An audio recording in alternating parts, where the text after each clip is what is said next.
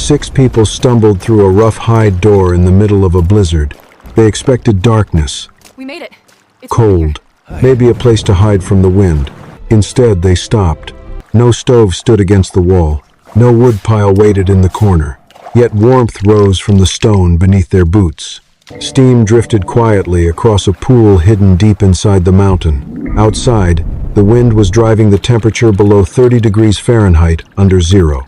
Standing near the entrance, quietly watching them arrive, were Selah Whitcomb and a spotted dog named Cinder. How could a woman who had been thrown out before winter, with only $8 to her name, own a shelter warmer than the finest houses in Pinewater Gulch? The answer began on the 3rd of November, 1889. 5 weeks after Samuel Whitcomb died of pneumonia. Samuel had been buried only days earlier when her stepmother, Maribel Whitcomb, placed a stack of papers on the kitchen table and pushed them towards Selah. The mortgage was still unpaid. The livestock, the tools, the barn, and the house all fell under Maribel's control. Winter was coming. Feed cost money. Firewood cost money. Every extra person cost money. According to Maribel, there was no room left for sentiment. Selah reminded her that she had worked that farm since childhood. She had repaired fences, hauled water, gathered eggs, and helped bring in harvests long before she was old enough to vote or own property. Maribel never argued with any of that. She simply folded the papers and said that hard work did not change the name written on a legal document. For a brief moment, her hands trembled. Fear was sitting at that table too. Fear of debt, fear of winter, fear of losing control. None of it made the decision any kinder. Near the doorway, Cinder watched the exchange in silence. Then Maribel delivered the final instruction. By sunrise, Selah would need to be gone. Anything that fit inside a single canvas bag could go with her. Everything else would stay behind. Selah looked around the room where she had spent her entire life. For the first time, almost nothing inside it seemed to belong to her anymore. That night passed quietly. Selah packed slowly, choosing only what mattered. A gray wool scarf that had belonged to her mother. Samuel's horn-handled carving knife. An old ledger filled with measurements, delivery dates, and notes about wagon wheels. A small tin box. 2 changes of clothes. Needle and thread. $8 she had earned herself repairing harness straps and selling eggs. A large quilt remained folded at the foot of the bed. Maribel claimed it belonged to the house. Selah left it where it was. Before closing the trunk, she cut a small square from a worn corner where her grandmother had stitched her mother's name years earlier. That piece disappeared into the canvas bag. Morning arrived with the season's first drifting snow. A freight hauler named Eli Voss loaded the bag into his wagon without much conversation. By then, the decision had already been made. The trip to Pinewater Gulch took most of the day. When the wagon finally stopped outside Rusk Mercantile, Eli set the bag on the boardwalk and climbed back onto the driver's seat. He said he had done the job he was paid to do. As the wagon rolled away, Selah's mind drifted back to the final glimpse she had caught through the farmhouse window before leaving that morning. Maribel was wearing Samuel's wool coat. Nothing else had been said. Now, the wheels disappeared down the road. Snow drifted across the street. Cinder remained exactly where he was. The dog sat beside Selah's boots and watched the wagon vanish. Unlike everyone else in her life, he showed no interest in following it. Pinewater Gulch taught the same lesson to almost everyone who arrived with a little money.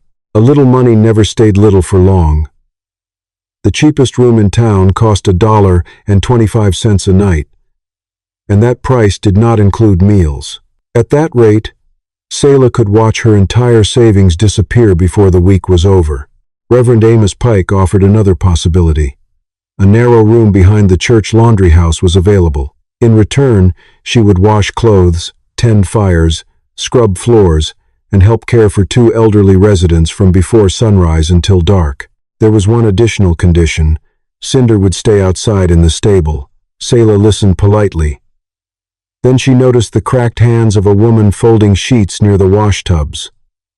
The work never seemed to end. Neither did the arrangement. Later that afternoon, Abel Rusk overheard the discussion inside his store. He laughed and said there might be one roof in the county cheap enough for $8. The property sat on Morrow Ridge, less than 3 acres. A failed prospecting cave. Spring water sometimes flooded the entrance. Bats claimed it during summer. Nobody had found ore. Nobody wanted it. Someone near the counter called it a stone grave. The joke spread quickly. Even so, Selah found herself staring at the ownership papers. 8 silver dollars rested in her palm.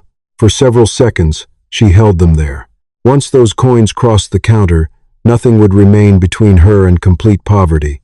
Before the coins could leave Selah's hand, a voice came from the chair nearest the stove. The speaker was Silas Crow, an aging trapper whose hair had turned white years ago. An old injury left one shoulder slightly lower than the other. Most people in Pinewater Gulch knew him as a man who noticed details others missed. His eyes settled on the horn-handled knife hanging from Selah's belt. For a moment, he said nothing. Then he asked a simple question. "Are you Samuel Whitcomb's daughter?" Selah nodded. The store grew quieter. 18 winters earlier, a freight wagon carrying furs had overturned during a storm at Black Pine Ridge. The horse broke a leg. Several ribs were cracked. Darkness arrived before help did. 2 wagon trains passed that day. Neither stopped. Samuel Whitcomb did. A rope around his waist, snow up to his knees, and nearly 4 miles of winter between him and safety had not changed his mind. He brought Silas home and kept him alive beside a stove for 6 days. When recovery finally came, Silas asked how he could repay the favor. Samuel had given him an answer he never forgot. Help the next person who needs it more. Silas never told Selah to buy the cave. Instead, he mentioned something he had noticed there many years before. During one freezing night, a patch of stone near a collapse had remained free of frost.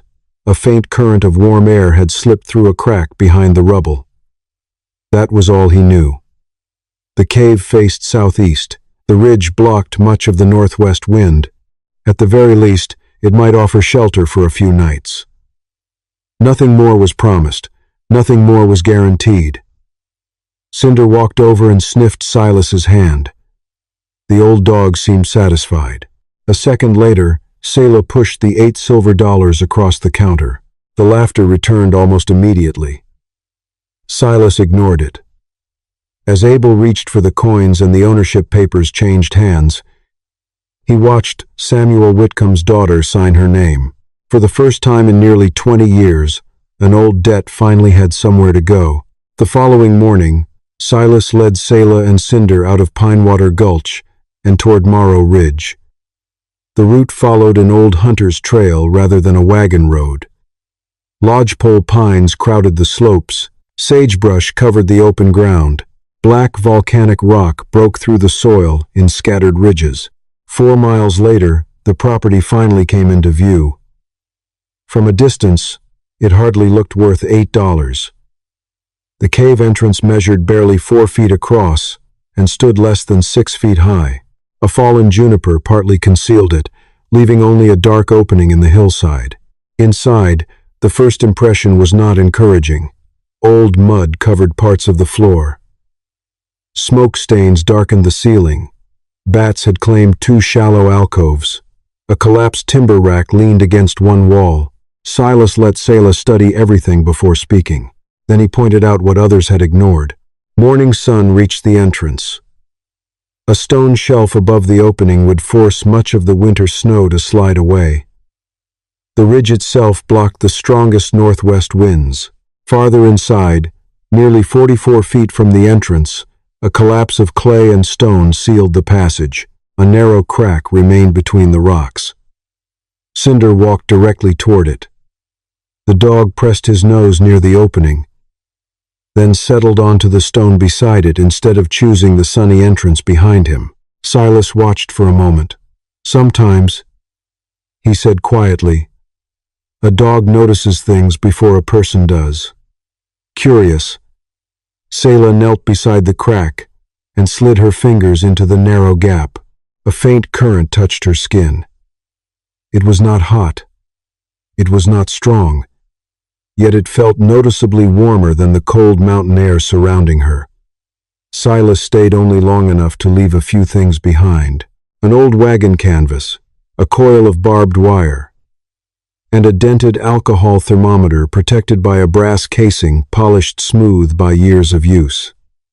Then he headed back toward town before darkness reached the ridge. Selah spent the rest of the afternoon making the cave barely livable. Bat droppings were cleared away. A rotting timber rack became a crude frame across the entrance.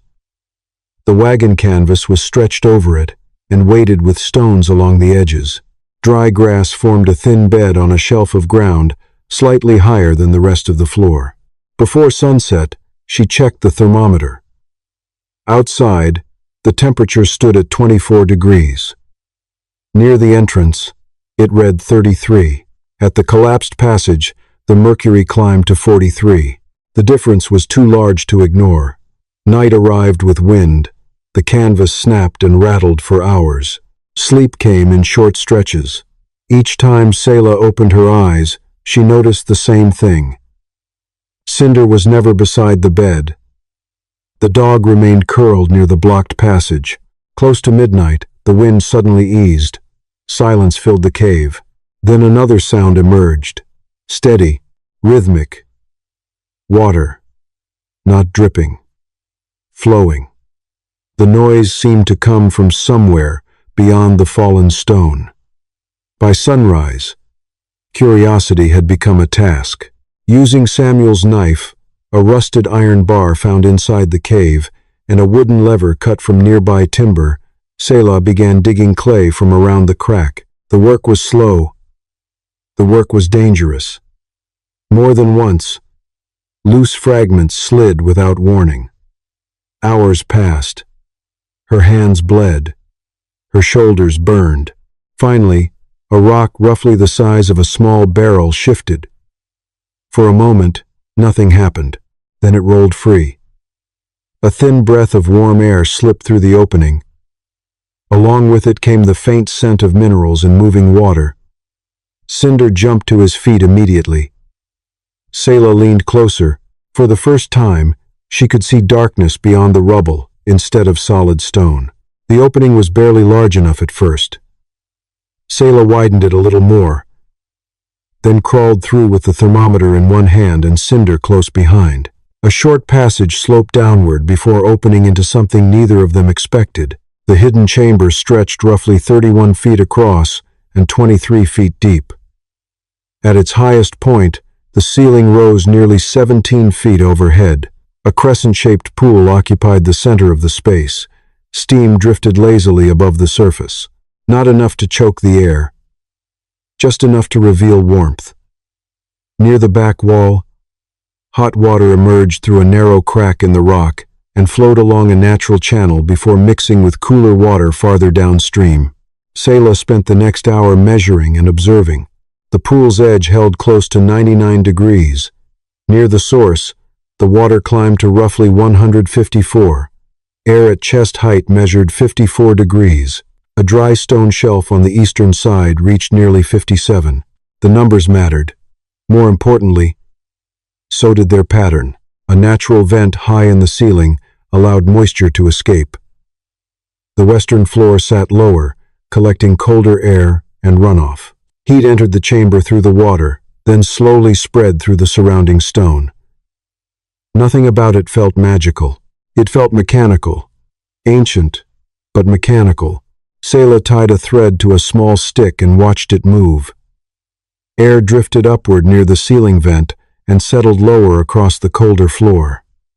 The mountain was already doing the work. The challenge would be learning how it worked. Meanwhile, Cinder completed an experiment of his own. The dog approached the pool, sniffed around the warm water, then climbed back to the dry eastern shelf and lay down. That choice told Selah almost as much as the thermometer. Late that afternoon, she sat beside the same shelf and opened Samuel Whitcomb's ledger. The first entries had nothing to do with wagon wheels. Instead, She carefully recorded temperatures, airflow, and observations. The $8 were gone. For the first time since leaving home, however, she possessed something nobody could load onto a wagon and take away. Finding warmth inside a mountain was only the beginning. Keeping that warmth where it belonged would be the harder task. Selah spent the next several days turning the hidden chamber into something that could survive a winter. The warm pool sat too low. Moist air collected there, and colder air settled across the floor. Sleeping beside the water would have been comfortable for an hour and miserable for a season. Instead, she claimed the eastern shelf where Cinder preferred to rest. Using willow poles, salvaged boards, and dry grass, she built a sleeping platform roughly 30 inches above the surrounding floor. Every piece had to be gathered, carried, cut, or repaired by hand. The entrance received attention next. A wooden frame and wagon canvas formed the outer barrier. Nearly 3 feet behind it, a second partition took shape from old deer-hide silos located in his shed. Moss, clay, and wood ash sealed the edges. The gap between those layers created a buffer zone where cold air lost much of its strength before reaching the living space. Storage moved upward into natural wall pockets where damp air could not easily reach supplies. A shallow drainage channel guided condensation toward the lower western floor. Meanwhile, Selah experimented. A small tin container filled with corn mush and soaked beans rested in a stream near the hotter section of water. Hours later, steam collected beneath the lid. The mountain could not cook quickly. Given enough time, however, it could do far more than provide warmth. Light still came from a small grease lamp and short candles. Heat came from somewhere else entirely. When the second door was finally completed, Selah checked the thermometer before sleeping. The platform had been holding near 52 degrees. By morning, it remained close to 58. 6 degrees. No extra fuel, no larger fire, just less heat escaping. The result earned a new page in Samuel's ledger. That night, Selah woke once. Not because she was cold, because she wasn't. Nearby, Cinder lay stretched across the warm stone shelf, completely asleep, one spotted paw hanging over the edge. It was the first truly relaxed sleep either of them had enjoyed since leaving the farm. For 4 days, everything seemed to be working. Then the cave revealed a problem Selah had not considered. Her mother's wool scarf felt damp when she picked it up one morning. The grass beneath the sleeping platform carried a sour smell. A small sack of flour showed the first signs of mold along one corner. At night, droplets formed on the ceiling. Hours later, they fell, one by one. Some landed directly on the bed. The hidden chamber was holding heat exactly as intended. It was also holding moisture. Opening the inner barrier helped, but every adjustment came with a cost. Within a few hours, temperatures on the sleeping platform dropped nearly 7 degrees. Closing everything again trapped warmth but allowed damp air to build. The mountain was forcing a compromise. Around the same time, Selah noticed another clue. Cinder refused to rest in the western corner where she had planned to store supplies. Whenever he entered that section, he left again within minutes. Curious, she crouched low to the floor. A ribbon of cold air moved along the ground like shallow water. That discovery changed the layout of the chamber. Supplies moved into a rock shelf more than 5 feet above the floor. Slanted pine bark panels redirected dripping moisture away from the bed. A trench nearly 14 inches deep was dug along the lower section to collect runoff and colder air. Above, a sliding stone allowed just enough ventilation to release excess moisture without draining away too much heat. Several days later, Silas arrived carrying a simple tool made from horsehair stretched across a wooden indicator. Changes in humidity caused the strand to tighten or relax. Primitive, useful, exactly the kind of thing Samuel Whitcomb would have appreciated. Thanks to the new tool and her adjustments, 3 days later, the sleeping platform settled near 56 degrees. Blankets stayed dry. Fresh flour remained clean. The cave finally felt truly safe. While trimming away the last patch of mold from the damaged flour sack, Selah understood how close she had come to missing the real danger. Cold was easy to recognize, but moisture could ruin a winter just as effectively. By the end of November, the cave had become more than a place to sleep. It was beginning to function as a complete winter system. As a seasoned trapper, Silas had left her with more than just advice on keeping warm. During his visits, he taught her how to read tracks and set traps. Now, rabbit snares appeared along narrow trails weaving through sagebrush patches below the ridge. A small deadfall trap handled rodents that wandered too close to camp. Each trap location was carefully marked so Cinder could move safely through the area. The dog usually worked the outer perimeter anyway. His nose often detected foxes, coyotes, and other visitors long before Selah noticed them. Inside the cave, every item found its place. Fresh hides dried near the entrance where cooler air helped remove moisture. Meat rested in a colder stone recess outside the main chamber. Flour, salt, clothing, and tools remained high above the damp zones. Gradually, Selah began to understand the mountain's patterns.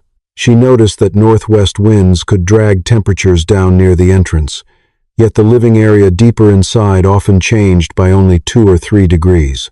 When Silas visited again, he spent several minutes studying the chamber in silence. Eventually, he picked up Samuel's ledger. The early pages of wheel measurements and delivery records had given way to a meticulous record of survival. For several seconds he simply turned the pages, realizing just how well this young woman had mastered the place. Then he handed the book back, offering only one comment. Warm air, he reminded her, could never replace fresh air. Selah nodded and added the warning to the growing list of things worth remembering. The first week of December brought Selah back to Pinewater Gulch. 4 rabbit pelts and a small fox hide rode inside her pack. They were not worth a fortune. Even so, the trade brought home cornmeal, salt, lamp oil, fish hooks, and a better tin pot with a tight-fitting lid. Several people noticed her before she reached the counter. That alone surprised them. A woman living in a cave was supposed to look desperate by now. Instead, her clothes were dry. Her boots had been repaired. Cinder walked beside her with a healthy coat that caught the afternoon light against the snow. Abel Rusk leaned on the counter. So, he said, has that $8 grave started burying you yet? A few people chuckled. Selah removed a folded paper from her pocket and placed it on the counter. The property deed. She glanced at the signature near the bottom. Her name remained exactly where she had left it. Then the paper disappeared back into her coat. The answer seemed sufficient. The store door opened before Abel could continue. Maribel Whitcomb entered from the street. She wore Samuel's old winter coat. Outside, a sled stood loaded with freshly purchased firewood. Another sack near the runners contained coal. The sight did not escape Selah. Neither did the fact that winter had barely begun. Maribel noticed her almost immediately. For a second, surprise crossed her face. Then came a smile, not a friendly one. Whose barn are you sleeping in? She asked. Selah finished weighing her cornmeal before answering. My own place. The reply earned a raised eyebrow. When Maribel learned she was still living in the cave, laughter followed. A few others joined in. According to her, the real winter had not arrived yet. Perhaps she was right. December still had many days left to prove its point. Selah offered no defense, no explanation. The chamber beyond the collapsed rock remained her secret. She paid for the salt using money earned from her own trapping, gathered her supplies, and called for Cinder. Together they stepped back into the snow. Behind them, conversation resumed. Maribel watched through the store window as they crossed the street. Cinder looked stronger than before. Selah looked calmer than before. Neither image fit the story she had expected. For reasons she could not quite explain, that bothered her more than any argument ever could. By the middle of December, winter began collecting its debts. One storm crossed the valley. then another, then a third. Roads disappeared beneath drifting snow. Freight deliveries slowed. A coal shipment expected from the railroad never arrived. Firewood prices climbed higher each week until some families could barely afford another wagon load. Large houses suffered the most. Every extra room demanded fuel. Every draft demanded more. Across Pinewater Gulch, smoke rose from chimneys all day long. At the Whitcomb farm, Maribel fought the season the only way she knew how. Both stoves remained burning. When the first woodpile disappeared, sections of an old fence followed. Later, boards vanished from an unused wagon shed. Money once intended for mortgage payments found its way toward firewood, coal, and chimney repairs. Winter cared little about budgets. On Morrow Ridge, Selah faced problems of her own. Traps vanished beneath fresh snow. Trips into town grew more dangerous. Ice formed around the outer entrance almost every morning. Food remained a constant concern. The difference was that one burden had largely disappeared. The cave still held between 54 and 57 degrees. Finding food required effort. Creating heat did not. By early January, a note appeared in Samuel's ledger.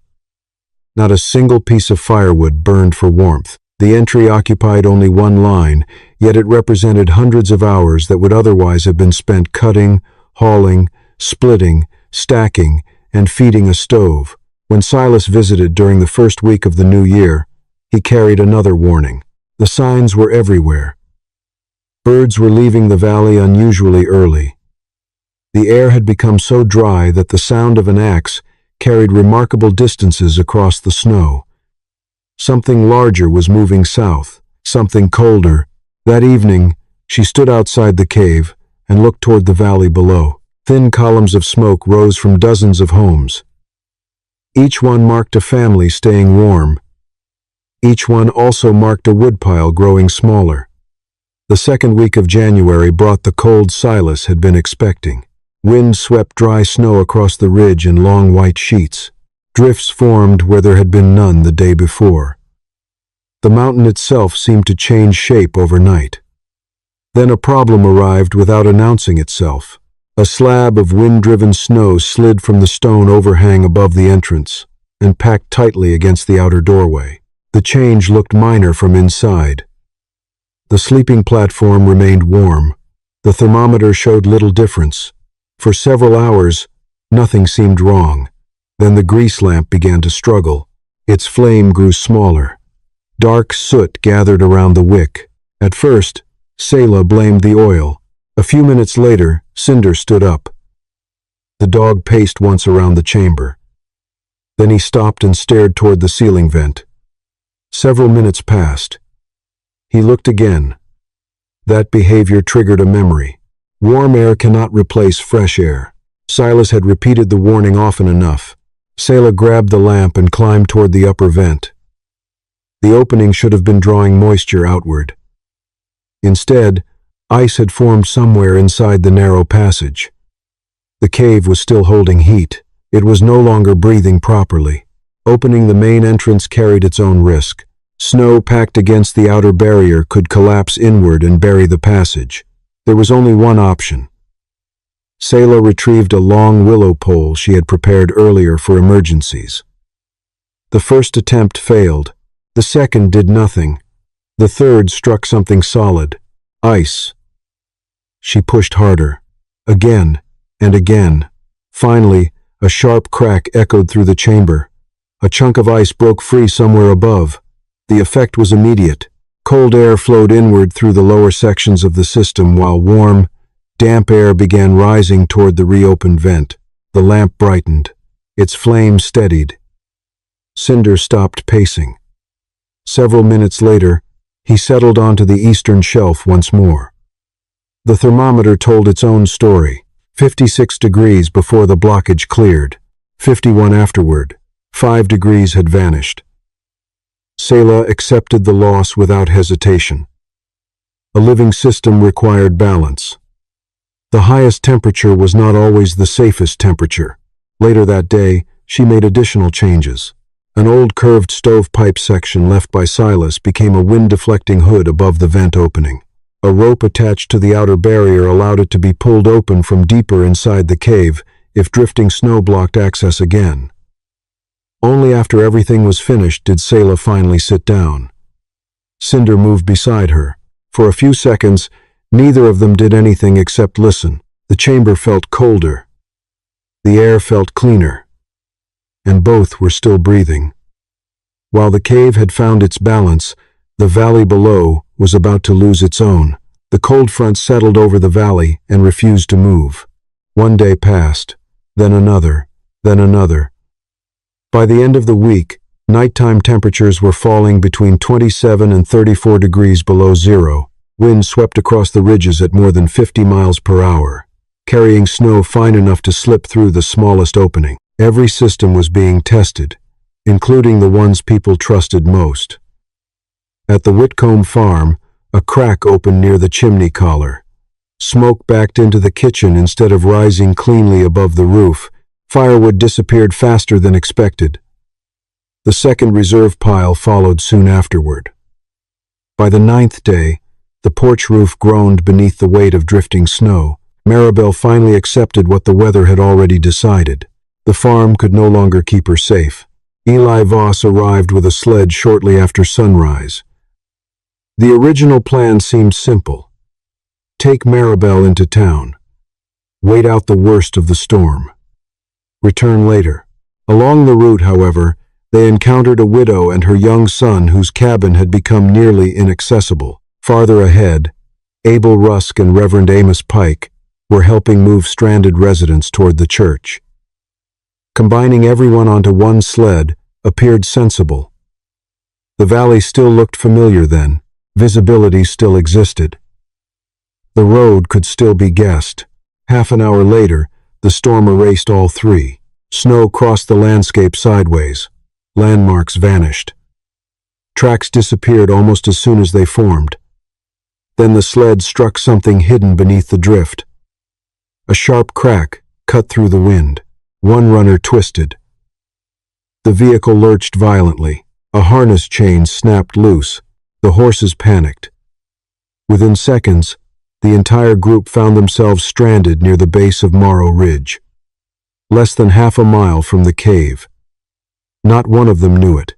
Inside the hidden chamber, Selah was updating the evening measurements when Cinder suddenly lifted his head. The dog remained perfectly still. One ear turned toward the entrance. A moment later, he moved toward the outer door. Something had changed. At first, Selah heard only wind. Then the storm paused for a heartbeat. In that brief opening, another sound emerged.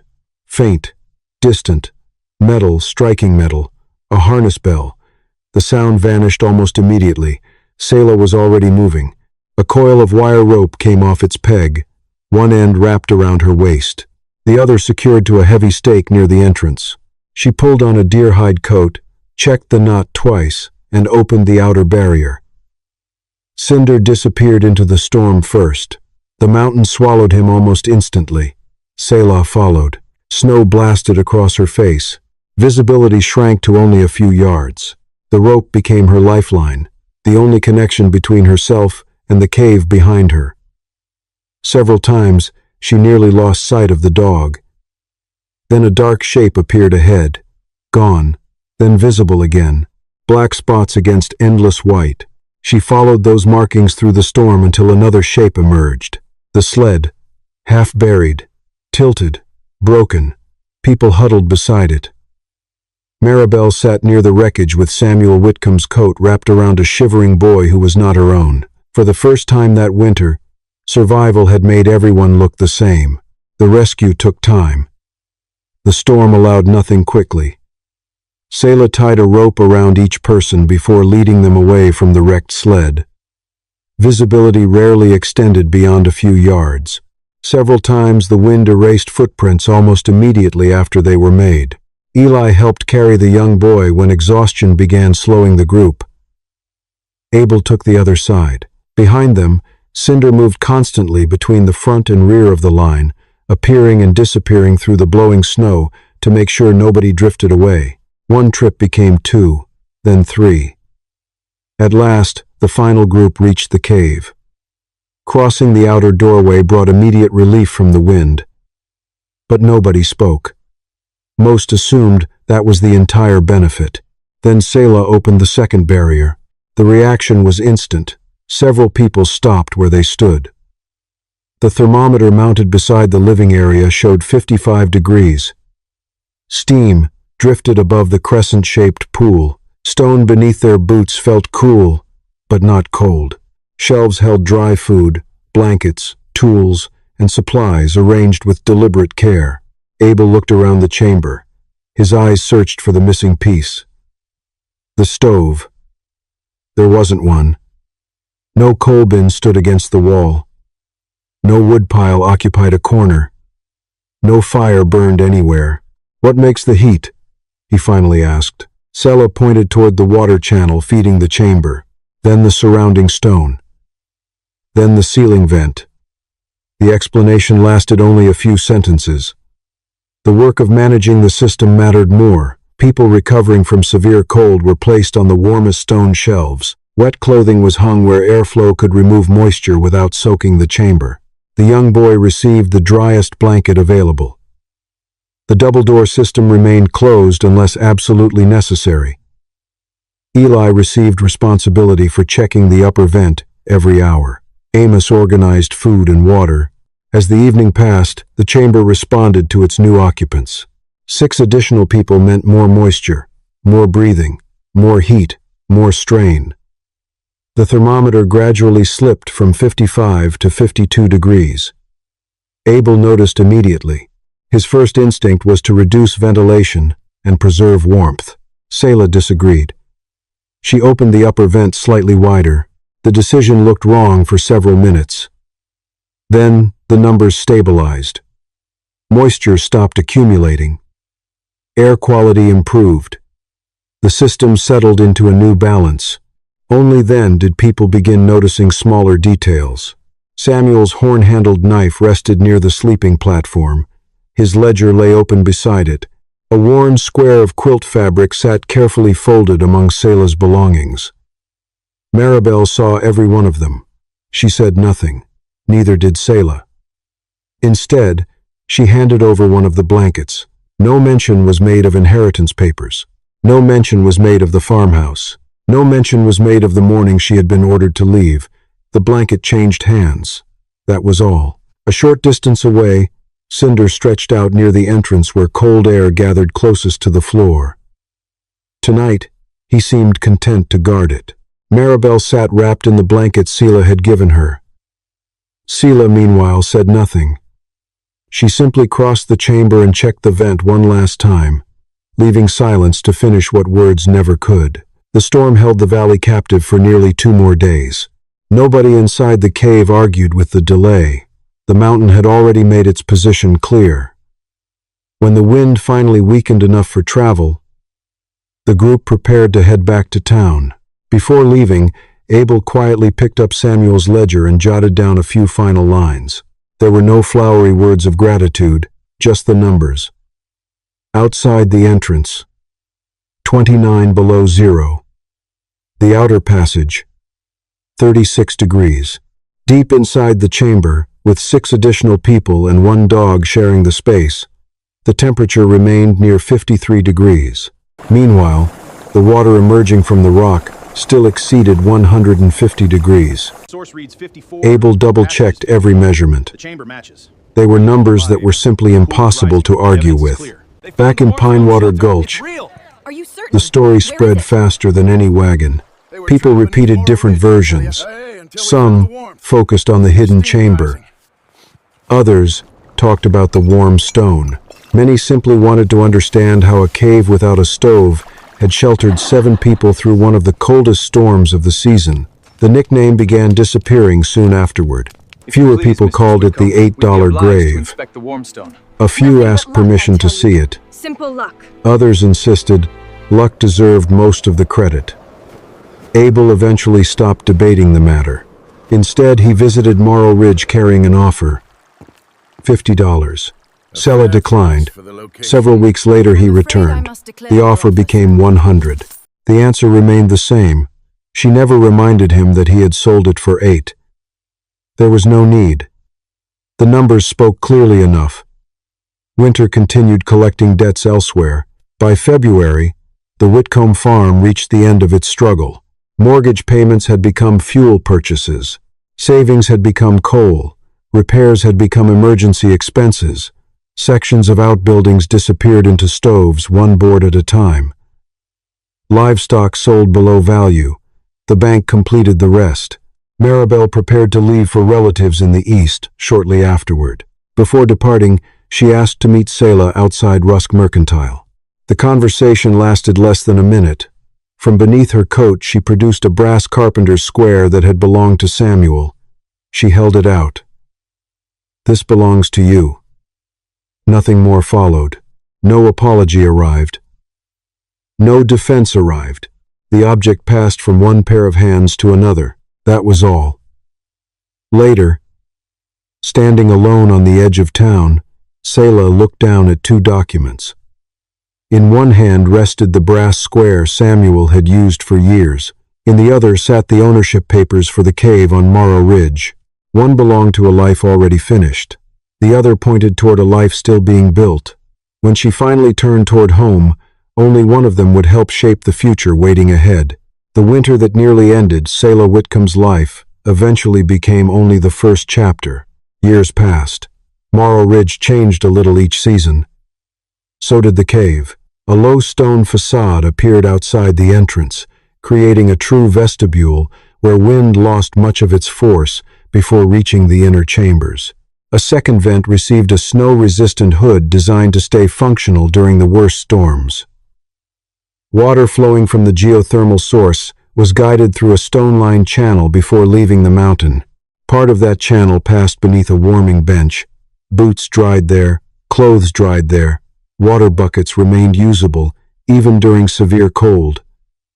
The improvements arrived, one project at a time. Abel occasionally supplied materials at cost.